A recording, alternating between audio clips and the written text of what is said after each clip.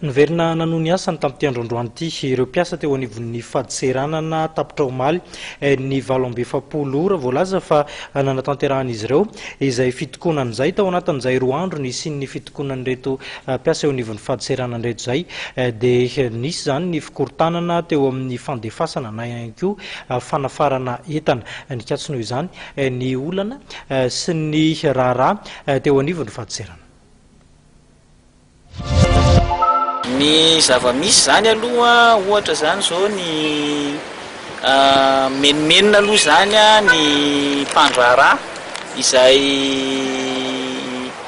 mpandefa entana zany sy ny mpanafatra entana ihany koa izay manana entana voatazona any Toamasina. Eo ihany koa zany ny araky ny tatitra voarainay dia ny orinasa afakaba izay nanana entana tokony ho alefa zany nefa ny voatazona teny an-tanimena sy ny tany amin'ny Toamasina Tamatavy pétrole moa zany izay misahana ny famoahana an'ireny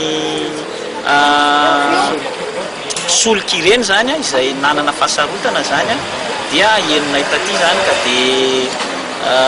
zany ankoatran'ny hoe vola tsy miditra amin'ny fanjakana ary izay no mahatonga anay miteny mandrakariva ny hoe fantatry ny syndika tsara fa zavatra saripady ity resaka faditseranana ity izay no mahatonga anay hoe 7 ora no manao grevy ka io zany mbola veriko foana ny aoka tsy ho ararotiny fitondra fanjakana izay fahatsorapona izay hoe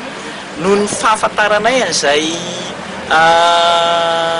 toe-karena marefo dia marefo izay sy ny fahasarana ny mpiarabelona aoka tsy ho ararotina zany no hoe tsy ho enona ny fitakianay fa izay kosa aloha dia mbola mametraka hatrany hoe